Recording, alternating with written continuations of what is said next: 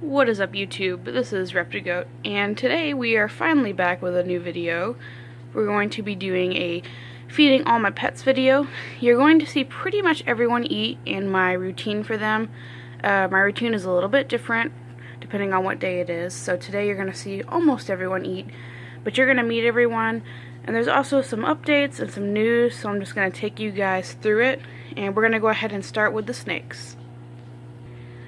For those of you who know, I have come across some snakes. I actually have 4 now. It's been quite a while since I've actually filmed. I have 3 ball pythons and I have 1 hognose. So I'm going to kind of show you guys what I do for feeding. Today is Wednesday and I feed all my snakes on Wednesdays. And I actually weigh them and I make sure that they're gaining. And sometimes I get a little extra food just to make sure they're getting the right weight. You're supposed to feed them at least 10 to 15% of their own body weight. So I try to monitor that by the week. So first, I'm actually going to introduce you guys to my biggest girl. Her name is Manna. Here she is. She is my Mystic Potion ball python, and she is incredible, guys. She's about 700 grams. Last time I weighed her, she was almost 700 grams. I got her from the NARBC in Arlington, Texas. She was $500, and she is a Mystic Potion, and she is pretty cool. She's actually been to my college with me for educational purposes, and she is pretty popular. Everyone seems to really like her. So I'm going to show you guys what I do for each snake. So I have a little kitchen bot scale, and I just tear it out with the hide on top. It kind of acts as a bowl, and then I just check their weight. I know some people only do this once a month, but I try to do it every time I feed, just to make sure they're gaining. So she's a pretty good weight right now. She's eating pretty well. And now we're going to get the rats ready. So for Manna, typically I do 2 medium rats. It's really recommended not to do 2, but it's not going to hurt them. I just haven't been able to get the correct size because they have not had them lately. So I just have to make sure she's getting the correct weight of food. She might not take it from me. Usually I kind of just leave it in there for her, which I think we're gonna try and see if she'll take it. But she's usually uninterested. She does a little better on her own. So we're just gonna leave that in there for her. And she has another one if she finishes that one. We're going to move on to the next snake, and I'm just going to show you them. I'm not going to show you the weight and all that because you already know how I do that. So in here we have Voodoo. He is my normal ball python, and he came from a pet store. I used to work at PetSmart, and he was severely underweight. And I just kind of wanted to take him in as my first python. He's a shy boy. We'll see if he can come out here in a second. Once he smells this rat. He's typically a good eater. He did just come out of shed, so he is a little bit sensitive right now. And he also has gone to my college for education. Come on, buddy. I know.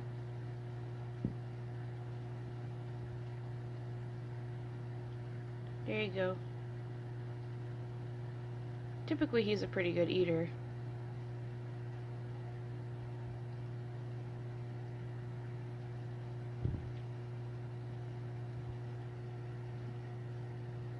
You missed.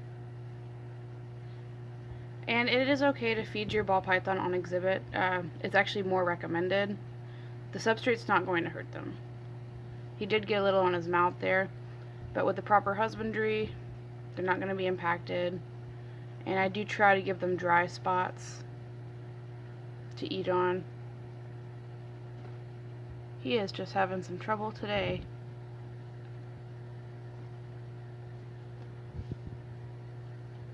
What's wrong, buddy?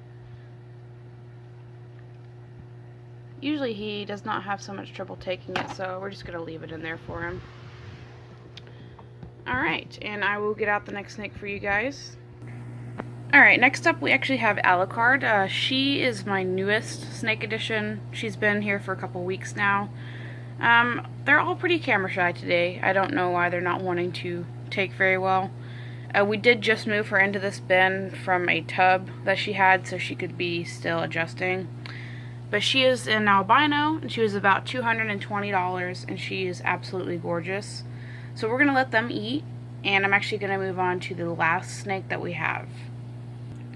Alright, so the last snake we have is Blackjack, and he is my hognose, and he is a pissy little guy. I don't know if he's going to eat. He usually is pretty pissy unless I leave it in there for him. And a lot of you do know that these do have a somewhat toxic venom. They're not usually dangerous to people unless you're allergic to that venom. I've already been bitten, so I know for a fact that I'm not allergic. But he's a pissy little guy, so I don't know how exciting it's going to be to try and feed him. I think what we're going to actually do is just leave a dry spot. And again, he was actually just moved into this bin, so he might not take food right now. But we're going to offer him 2 fuzzies today. He was on pinkies, but I noticed that he wasn't gaining a lot. So we're just going to leave these in here for him. And I'm going to move on to the turtles. Okay, so here are the turtles. We actually do have a couple of new additions on turtles as well. If you can see him in the back there, we actually have a painted turtle. He came from a local pet store. It's actually a great little shop. They just don't have the best turtle husbandry. So we took him home. On Wednesdays, the turtles get greens and they get pellets, and they get those 3 times a week. And then sometimes they get protein. Protein-wise, we offer pinkies here and there. We have squid and calamari that we offer. We're going to start offering crawdads, fish, and we also offer eggs. So that's pretty cool. Koopa's ready to eat. You can see how big he's gotten. He is quite a massive reddish slider now. But they're more interested in these pellets. These are koi pellets, as you all know. I don't use turtle pellets very often, because koi pellets actually have the same exact ingredients and the same value, and it's a lot cheaper. So I can buy them in bulk and basically keep using them for quite a while. But we're going to see if they start eating. You can see Koopa up there going to town in Zambezi.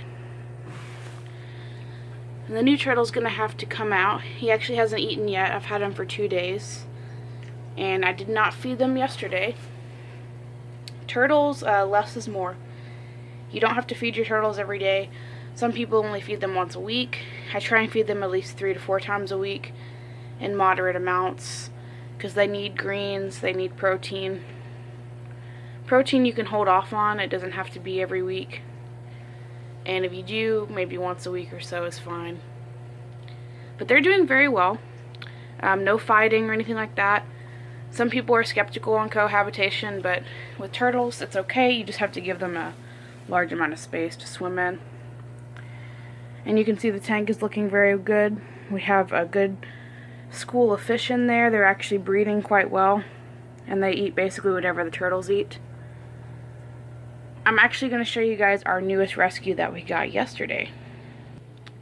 So yesterday we adopted a new baby red-eared slider. He is the cutest thing.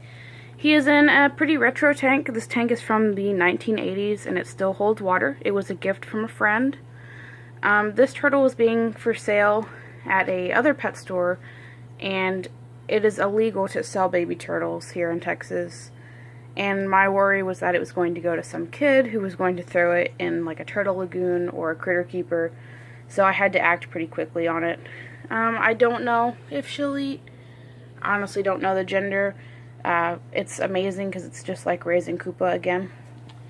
But we are going to try and throw just a couple of pellets in there, just to see. That should be good. And she is still acclimating. And we will also throw a couple of greens. I use green leaf and red leaf lettuce for my turtles. It's highly recommended for them. And we're just going to see if she'll notice that. This is a super temporary setup. She was just too small to put with the other turtles. Koopa kept trying to go for this baby, so I just didn't feel comfortable. With turtles, you want to try and keep the same sizes together. So this is a temporary thing until it grows up, and we might do like a stock tank, or we might add it to a bigger turtle tank. And there he or she comes. I'm thinking about calling this little one Gaia. And this turtle is a little bit bigger than Koopa was as a baby. But it is just a precious thing. There's no shell rot. A very gorgeous little turtle. So I'm really glad that we acted quickly on it. And we will be calling the game warden if they continue to sell these turtles. Hey, little guy. Well, we're going to move on to the bearded dragons that you guys know so well. So for anyone that doesn't know, Pennywise did pass away.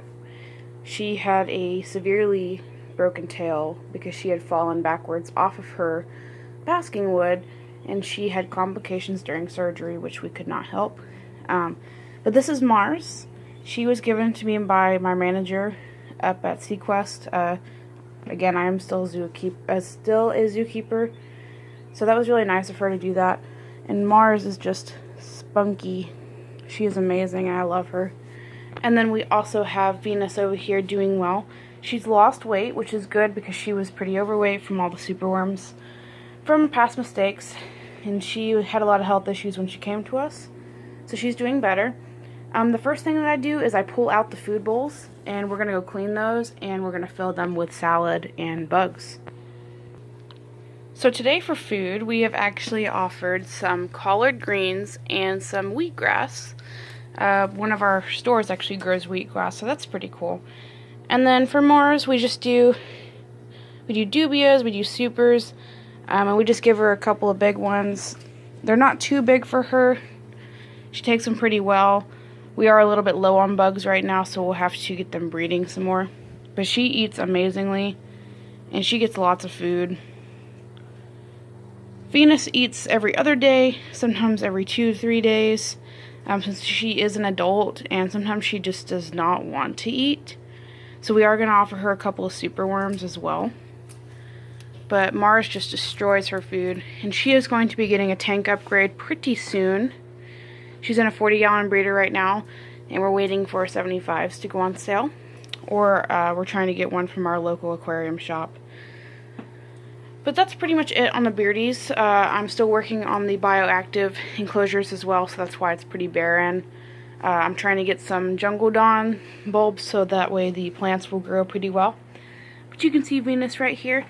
And we're actually going to go ahead and give her her salad. And then I'm going to throw a couple of superworms in there for her as well. Well, for the sake of the end of the video, I'm actually going to show you guys the other animals that we did not get to feed today. So these are my 2 scorpions. They only eat on Mondays because scorpions don't need to eat that often. So we didn't get to feed them today. But this is Big Mama. She is called that because we thought she was pregnant when really it was just a stuck molt. So we don't even know if it's a male or female yet, but we're just going to stick with the name. You can see that the scorpion is still a little bit tender and still very defensive. And then we also have our desert hairy scorpion in here, and he eats like a champ. Every single time. He eats pretty well. He has dubias, superworms, crickets, you name it. But these guys only eat once a week, if even that. So we're going to go ahead and give him his rock back. He likes to burrow under that. I believe that is it for this video. You have seen pretty much everyone eat. The snakes are probably eating as we speak. I'm going to be doing a Q&A video pretty soon. I have some questions that need some answers from some of my followers. But I hope you guys enjoyed this video. Leave a suggestion, leave likes, subscribe, and I will see you in the next video.